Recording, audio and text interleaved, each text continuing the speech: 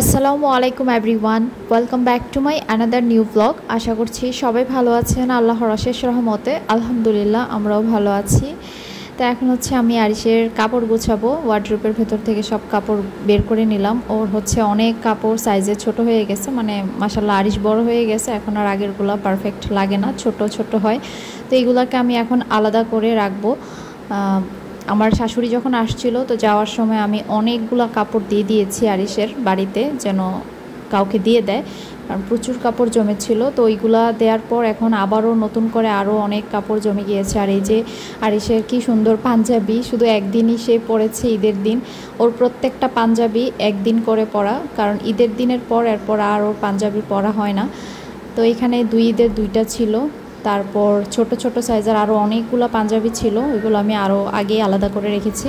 ওয়ার্ড্রোবের দুই ড্রয়ারে ওর হচ্ছে কাপড় জায়গা হয় না, তো উপরের ড্রয়ার থেকে সব কাপড় বের করার পর এখন নিচের ড্রয়ারে দেখলাম যে অনেকগুলো জিন্স প্যান্ট, যেগুলো ওর পরাই হয় না। প্যান্টগুলো একদমই নতুন। গরমের মধ্যে জিন্স প্যান্টটা হচ্ছে আরাম পায় না, আর শীতকালে শর্ট জিন্সটা পরা হয় না। তো এগুলো ছোট হয়ে গেছে, এগুলো দিয়ে দিব মানুষকে। তো অনেক আপুরেই আমাকে লিখেন যে আপনাদের প্রয়োজন, তো সত্যি যাদের প্রয়োজন তারা হচ্ছে আমার সাথে আমার পেজের ইনবক্সে যোগাযোগ করতে পারেন। আমার পেজের নাম বাংলাদেশি ব্লগার অন্তু নামই আমার ফেসবুকে পেজ আছে। তো ওই পেজের ইনবক্সে আপনারা আমার সাথে কন্ট্যাক্ট করে আপনাদের যদি সত্যি প্রয়োজন থাকে তাহলে আমি আপনাদেরকে দিয়ে দিব। অনেক অনেক ড্রেস ওর একদম নতুন অবস্থায় আছে।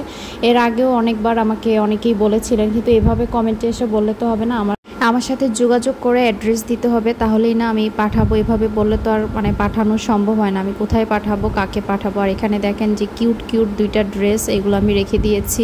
কিছু কিছু ড্রেস এত বেশি কিউট যে এগুলো নিজের কাছেই রেখে দিতে মন চায়। এরকম ছোটোবেলার অনেক ড্রেস আমি রেখে দিয়েছি, একদমই নতুন।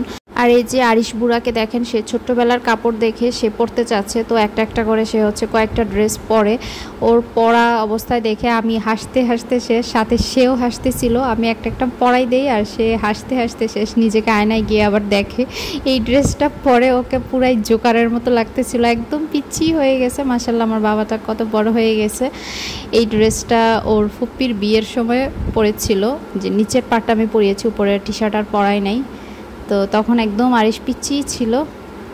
তো একটার পর একটা সে পরতেছে। আর এই যে আরিশের নানা ভাইয়ের দেয়া শার্ট, এই শার্ট অনেক আগে দিয়েছে, এতদিনে তার গায়ে লাগছে।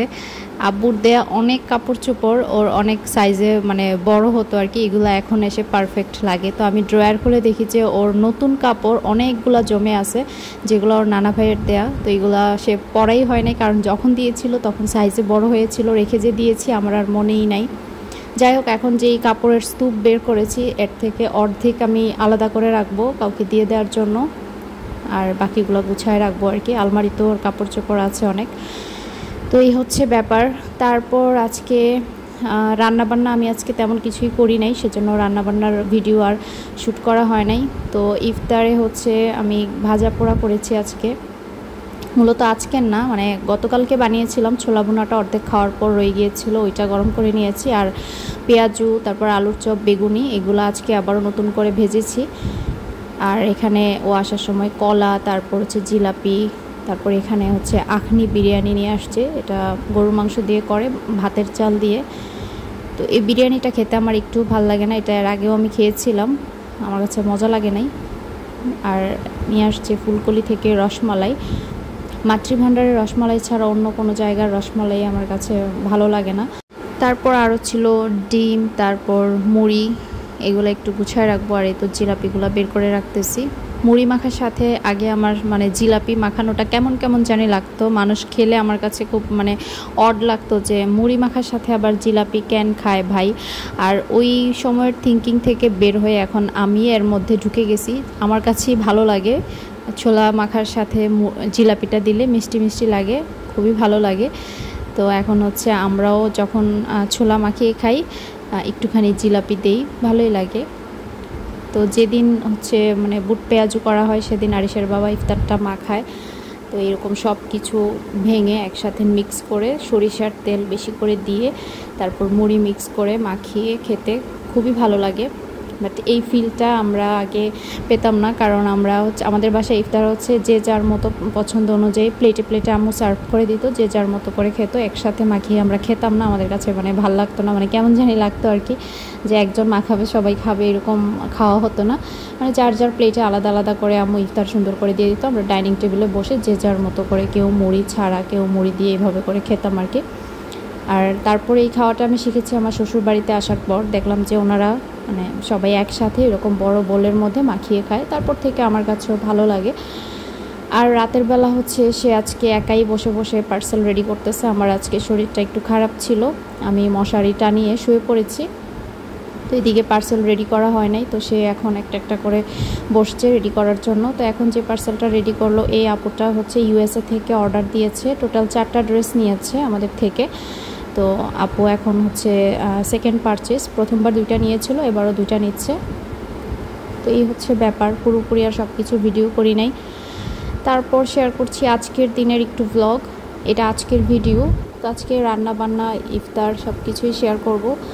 তো ঘুম থেকে উঠতে উঠতে অনেক লেট হয়ে গেছে। রোজার মাসে সকালবেলা শুধু ঘুম পায়, খালা কাজ করে দিয়ে যাওয়ার পর আমি একটুখানি আবারও ঘুমাই যতক্ষণ আরিশ ঘুম থেকে না ওঠে। আর সেও তো রাতের বেলা দেরি করে ঘুমায়, সকালে একটু লেটে ঘুম থেকে ওঠে। তারপর ঘুম থেকে ওঠার পর আর কোনো রেস্টের সুযোগ নাই। ওকে নাস্তা খাওয়ানোর পর থেকে আমি কাজে লেগে পড়ি, একটার পর একটা ঘরের কাজ থাকি, রান্না বান্না সব কিছু। রান্নাবান্নাটা আমি এখন দুপুরেই সেরে ফেলি, যেহেতু আরিশ ছোট মানুষ, ওকে তো দুপুরের খাবারটা খাওয়াতে হবে। তো সেই জন্য দুপুরবেলা আমি রান্নাটা করে ফেলি, আর বিকেলের পর হচ্ছে আমি ইফতার রেডি করি। এদিকে আমার মশলা শেষ হয়ে গিয়েছিল, মশলাগুলো একটু নিয়ে নিচ্ছি। তো জিরার প্যাকেট নিয়ে আসছি এবার, কারণ আমার হাতে করা জিরার গুঁড়া শেষ হয়ে গেছে। আর এখন আবার হাতে জিরার গুঁড়া করতেও আমার ইচ্ছে করতেছে না এই কয়দিনের জন্য। ঈদ তো চলেই আসতেছে, তো বাড়িতে চলে যাওয়া হবে, তো এই কয়দিনের জন্য আর জিরার গুঁড়া করতে চাই নাই। তো ওকে বললাম যে প্যাকেট নিয়ে আসো, তো প্যাকেট নিয়ে আসছে আর কি। আর বাড়িতে গেলে তো অনেক দিন থাকা হয়, তারপর আবার বেড়ানো শেষ করে এসে আবার সব কিছু করবো আর কি।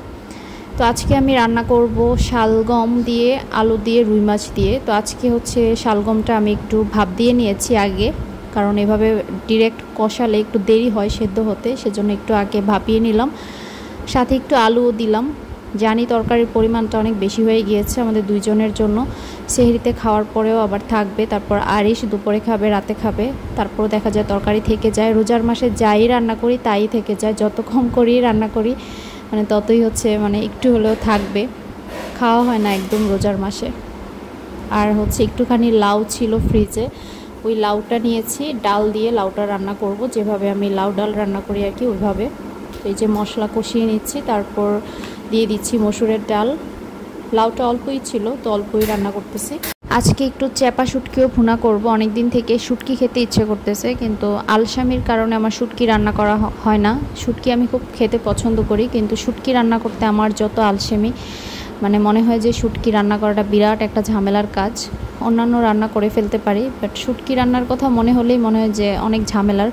তো অনেক সময় দেখা যায় খেতে ইচ্ছে করলো, ওই যে আলসেমির কারণে করা হয় না। তো আজকে সব আলসেমিকে দূরে ঠেলে দিয়ে আমি হচ্ছে আজকে একটু চ্যাপা শুটকি ভুনা করব। গতকাল থেকে একটু চ্যাপা শুটকির ভুনা দিয়ে ভাত খেতে ইচ্ছে করতেছে। তো এখানে 2টা রান্না বসিয়ে দিলাম, 2 রান্না হতে হতে তারপর হচ্ছে আমি শুটকিটা প্রসেস করে ফেলবো আর কি, ব্লেন্ড করে। তো এদিকে লাউ ডালের সাথে একটুখানি টমেটো দিয়ে দিলাম। লাউটা কচি ছিল, কষানোর মধ্যেই সেদ্ধ হয়ে গেছে। তারপর হচ্ছে এখানে তো আমি শালগম আলু কষানোর পর এখন ঝোল দিয়ে দিলাম, তারপর টমেটো দিয়ে দিলাম, আর দিয়ে দিব এখন ভেজে রাখা মাছ। একটা ছোট্ট টিপস আপনাদের সাথে শেয়ার করি, এটা অনেকেই জানে আবার অনেকেই জানে না। তো যারা জানে না তাদের জন্য, এই যে ধরেন মাছ ভেজে বা মাছ দিয়ে তরকারি রান্না করার সময় অনেকেই যেটা করে যে তরকারিটা কষানোর পর ঝোল দিয়ে দেয়, ঝোল দিয়ে ঝোলের মধ্যে হচ্ছে তারপর ঝোলটা যখন একদম বলক চলে আসে, তারপর হচ্ছে একদম নামানোর কাছাকাছি সময়ে মাছটা দিবে, আবার তারপর হচ্ছে নামিয়ে ফেলবে। বেশিক্ষণ হচ্ছে মাছটা কুক হয় না তরকারির সাথে। এই তরকারিটা খেতে কিন্তু মোটেও ভাল লাগবে না, কারণ মাছের যেই ফ্লেভার বা মাছের যে একটা টেস্ট থাকে, ওই টেস্টটা কিন্তু তরকারির ভেতর পর্যন্ত যায় না, কারণ মাছটাই ভালোভাবে রান্না হয় না। কারণ এটাকে ভালোভাবে রান্না করতে হলে মানে প্রথম দিকে ঝোলটা দেওয়ার পর একটু বলক আসার পরেই দিতে হবে মাছটা, দিয়ে চুলার হিটটাকে মিডিয়াম টু লো হিটে রেখে তরকারিটাকে ভালো করে জাল করতে হবে, বলক উঠাতে হবে। অনেকক্ষণ পর্যন্ত যেন মাছটা সেদ্ধ হয়। আর মাছটা যতটা সেদ্ধ হবে তখন হচ্ছে মানে তরকারির সাথে মাছের ফ্লেভারটা যুক্ত হবে, ওই তরকারিটা খেতে ভালো লাগবে। তারপর হচ্ছে তেলটা যখন উপরে সেপারেট হয়ে চলে আসবে তখন হচ্ছে আমি তরকারিটা আমার রান্না শেষ হবে আর কি। এটা হচ্ছে টিপস। তো অনেকেই সেটা জানে না, তো যারা জানে না আমি তাদের জন্য এটা বলে দিলাম। এভাবে করে দেখবেন, এভাবে তরকারি দিয়ে মাছ রান্না করলে এই তরকারিটা দিয়ে মাছ রান্নাটা খুব মজা হয়। তো আমি নর্মালি এভাবেই সবসময় রান্না করি, আমি আমার মায়ের কাছ থেকে এটা শিখেছি। তারপর হচ্ছে আর কি, ও হ্যাঁ, আমার তরকারি রান্না কিন্তু হয়ে গেছে। আমি এখানে আপনাদেরকে টিপস দিতে দিতে আমার 2টা তরকারি রান্না হয়ে গেছে। তো এখন হচ্ছে আমি চ্যাপা শুটকিটা ভুনা করতেছি। তো 3টা শুটকি নিয়েছি, শুটকিটাকে গরম পানি দিয়ে অনেকক্ষণ পর্যন্ত আমি ভিজিয়ে রেখেছি। ভিজিয়ে তারপর ভালো মতো ধুয়ে নিয়েছি। তারপর ব্লেন্ডারে হচ্ছে শুকনো মরিচ ভিজিয়ে রেখেছিলাম, ওই শুকনো মরিচ, তারপর কয়েকটা রসুনের কোয়া আর শুটকিটা দিয়ে ভালো মতো একদম পেস্ট করে নিয়েছি। এখন হচ্ছে কড়াইয়ের মধ্যে তেল দিয়ে বেশি করে পেঁয়াজ ভেজে তার মধ্যে ওই মরিচ আর শুটকির পেস্টটা দিয়ে দিলাম। দিয়ে এর মধ্যে একটুখানি হলুদ দিলাম, লবণ দিলাম। এখন হচ্ছে আস্তে আস্তে করে এটাকে আমি ভুনা করে নেব। আর এদিকে আমি দুধ জাল হতে বসিয়ে দিয়েছি। আজকে ইফতারে আমি ফালুদা রান্না করব, ইফতারে আর বেশি কিছু করব না। আর এই যে দেখতেই পাচ্ছেন পানিটা টেনে গিয়ে এখন তেলটা আলাদা হচ্ছে, শুটকি ভুনাটা মোটামুটি হয়ে যাচ্ছে। আমি একটু ধনেপাতা অ্যাড করব। এটা যখন আমি ভুনা করতেছিলাম এত লোভনীয় লাগতেছিল। গরম ভাতের সাথে এই চ্যাপা শুটকি ভুনাটা খেতে কী যে মজা, খুবই মজা। এভাবে চ্যাপা শুটকি ভুনাটা অনেকে পাটায় বেটেও এই শুটকিটা এভাবে তেলের মধ্যে ভুনা করে। তো এখানে আমি একটু ধনেপাতা অ্যাড করে দিলাম। তারপর এটাকে আমি আরও কিছুক্ষণ ভুনে নিব, একদম ভুনা ভুনা করে নিব। এই তো তারপরেই হচ্ছে আমার শুটকি ভুনাটা হয়ে যাবে। ফ্লেভারেই মনে হচ্ছিল যে শুটকি ভুনাটা অনেক বেশি মজা হবে। এদিকে আমি শুটকি ভুনা করতেছি মজা করে যে খাবো, আর ওইদিকে আমার ছেলে নাক চেপে বসে আছে। একটু রান্নার ঘরের পাশে 2-1বার করে আসছে আর বলতেছিল, মা কিসের এত বাজে গন্ধ, অনেক বেশি গন্ধ লাগতেছে, তুমি কি রান্না করতেছো? যখন বললাম যে আমি শুটকি রান্না করতেছি, তারপর সে আমাকে বলে, আজকে আমি শুটকি দিয়ে ভাত খাবো না, আমি শুটকি পছন্দ করি না, শুটকির গন্ধ আমার ভালো লাগে না, এগুলা বলতেছিল। তা আমি হচ্ছে ওর সাথেই হাসতেছিলাম ওর কথা শুনে যে কি বলে পাকনা বুড়া। তো বললাম যে না, তোমার শুটকি দিয়ে খেতে হবে না, তোমার জন্য মা তরকারি রান্না করেছি, শুটকিটা আমার জন্য। তারপর হচ্ছে সে কি করছে, রুমে গিয়ে দরজাটা ক্লোজ করে সে বসেছিল বেডরুমে, মানে পুরোপুরি ক্লোজ করে নাই, দরজাটা হচ্ছে একটু লাগিয়ে তারপর সে গিয়ে বেডরুমে বসে আছে। এদিকে আমি তো কিচেনে রান্না করতেছি। পরে এসে দেখি যে সে এই রুমে নেই। নর্মালি যখন আমি রান্না করি ও হচ্ছে টিভি দেখে, এই রুমেই থাকে, মানে কিচেনের পাশের রুমটাতেই থাকে। তো শুটকির গন্ধে সে গিয়ে আজকে নিজে নিজেই রুমে গিয়ে বসে আছে। মানে ওর পছন্দ না আর কি শুটকির গন্ধটা। ছোট মানুষ তো শুটকির গন্ধ ওর পছন্দ হবে না, এটাই স্বাভাবিক। যাই হোক, রান্নাবান্না শেষ করলাম। তারপর রান্নাবান্না শেষ করে গোসল করলাম, গোসল করে নামাজ পড়ে আরিশকে দুপুরের খাবার খাইয়ে এখন আসলাম আমি ইফতার রেডি করতে। আজকে ইফতারে আমি শুধুমাত্র ফালুদা বানাবো। আর ডিপ ফ্রিজে দেখলাম যে আমার আম্মু যে মেরা পিঠা দিয়েছিল আসার সময় বাড়ি থেকে, ওই মেরা পিঠা কিছু রয়ে গিয়েছে, আমার আর মনে নাই মেরা পিঠাটা খেতে। তো ফ্রিজে একটু গরু মাংসের ঝোলও আছে। তো ভাবলাম আজকে ইফতারের সাথে ওই মেরা পিঠাটাকেও আমি যুক্ত করব, গরু মাংসের ঝোলটাও খাওয়া হয়ে যাবে, পিঠাটাও খাওয়া হয়ে যাবে। অনেক দিন পর্যন্ত পিঠাটা ফ্রিজে রয়ে গেছে, অল্প কটা পিঠাই ছিল। আর হচ্ছে ফালুদা বানাবো, আর ফালুদা বানালে তো আর অন্য কিছু লাগে না, এটা খেলেই পেট একদম ফুল হয়ে যায়। তো প্রথমে আমি জেলুগুলো বানিয়ে নিচ্ছি, তার মধ্যে একটু আগার আগার পাউডার দিচ্ছি, কারণ এখনের জেলুগুলো ভালো করে বসে না, জমাট হয় না আর কি। সেজন্য এই জেলোটিন পাউডারটার সাথে একটু আগার আগার পাউডার মিক্স করে দিলে জেলিটা খুব সুন্দরভাবে পারফেক্টলি জমে। একটা সময় যখন অনেক আগে ফালুদা বানাতাম, আমি সম্ভবত যখন কলেজে পড়তাম, আমার ঠিক খেয়াল নেই, কলেজেই মনে হয় পড়তাম, তখন আমি ফালুদা বানাতাম। তখন থেকে মানে প্রথম যখন ফালুদাটা বের হয়েছিল, আমি তখন কিসে পড়ি আমার মনে নাই, প্রথম যখন ফালুদা রাঁধুনি ফালুদা মিক্স বের হয়েছে তখন থেকে আমরা ফালুদাটা খাই। তো ওই তখনের জেলোটিনটা ঠিক হচ্ছে মানে এখন আগার আগার পাউডার দিলে যেরকম হয় ওই রকমই হতো, খুব সুন্দরভাবে এটা জমাট হতো জেলিটা। বাট এখন সময়ের সাথে সাথে জিনিসপত্রে অনেক ভেজাল চলে আসছে, ইনগ্রেডিয়েন্টসের অনেক উল্টাপাল্টা করে ফেলছে, টেস্ট যেমন আগের মতো নাই, সব কিছু এখন উল্টাপাল্টা হয়ে গেছে।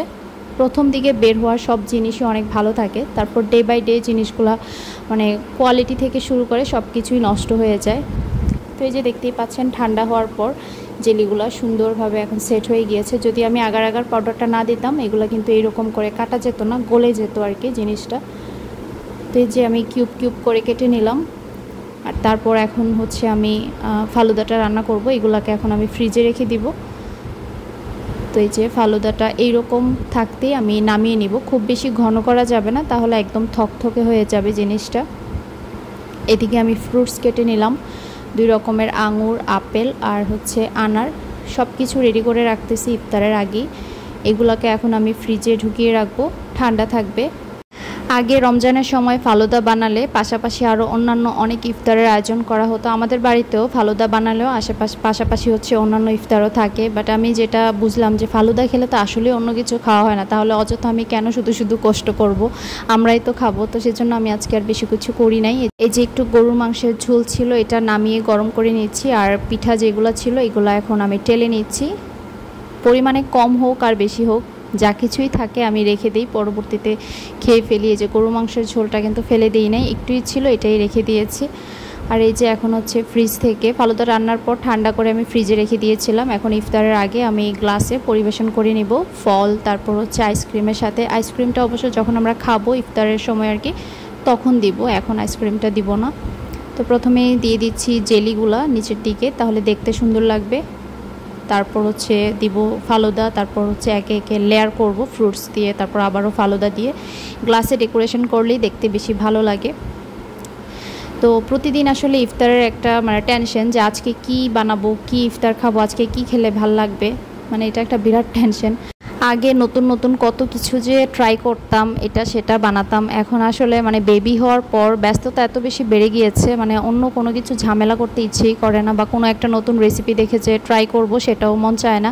মাশাআল্লাহ আমার আম্মু আবার এই জিনিসটা খুব ভালো পারে। আম্মু এখনও নতুন নতুন রেসিপি শিখে ট্রাই করে বা নিজের মন থেকে অনেক কিছু বানায় আর আমাকে বলে। ইফতারও মাশাআল্লাহ এক এক দিন এক একটা ভেরিয়েশন থাকে আম্মুর ইফতার আইটেমে, এক এক দিন এক একটা বানাবে, যেটা আমিও পারি না বা আমারও করা হয় না। মাশাআল্লাহ আমার আম্মু খুব সুন্দরভাবে সেটা করে। তো সবাই দোয়া করবেন আমার আম্মুর জন্য। আম্মু হচ্ছে আমরা এখনও বাড়িতে যাই নাই, এখনও চিটংয়েই আছি। আম্মু হচ্ছে ওখানেই বসে বসে হচ্ছে প্রতিদিন আরিশকে বলবে যে তুমি কি খাবা, তোমার জন্য নানু এইটা বানাবো ওইটা বানাবো। তারপর নতুন যে জিনিসটা ট্রাই করতেছে আমাদেরকে আবার ছবি পাঠায়। তো আবার আরিশ দেখলে খুব খুশি হয়, আম্মু যখন নতুন কিছু বানায় ওইটার আবার ছবি দেয়। তো আরিশকে বলে যে নানু এখন বানাচ্ছি, তুমি আসলে নানু আবারও বানাবো তোমার জন্য, তো এই তুমি খাবা আসলে। তো আরিশ আবার এগুলো খুব খুশি হয় ওর নানুর কাছ থেকে শুনলে। তো যাই হোক, সবাই দোয়া রাখবেন আর কি আমাদের জন্য। আর এদিকে হচ্ছে আমার পিঠা টালা হয়ে গেছে, ইফতারের ঠিক আগ মুহূর্তে আমি চুলা থেকে নামিয়ে নিচ্ছি। তো পিঠা খাওয়ার পর না একদম পেট ভরে গেছে, পরে যে ফালুদা খাবো ওইটা আর ইচ্ছা করতেছিল না। তো যতটুকু গ্লাসে নিয়েছি অর্ধেক পরিমাণ, তাও বহু কষ্ট করে খেয়েছি, বাকিটা হচ্ছে পরে খাবো। আর এই ছিল আজকে আমাদের ইফতার আয়োজন। ফালুদা বানালে আমার আব্বুর কথা আমার খুব বেশি মনে পড়ে। আমার আব্বু ফালুদা খুব বেশি পছন্দ করে। সেদিন আমি বানাতে পারি না, এটার জন্য আমার অনেক বেশি আফসোস লাগছে। আর একটু সময় হাতে পেলে আমি ফালুদাটা অবশ্যই বানাতাম, একদমই হাতে সময় পাই নাই। পিঠাটা অনেক মজা লেগেছে ঝোল দিয়ে। তো আজকে এই পর্যন্তই, সবাই ভালো থাকবেন, আল্লাহ হাফেজ।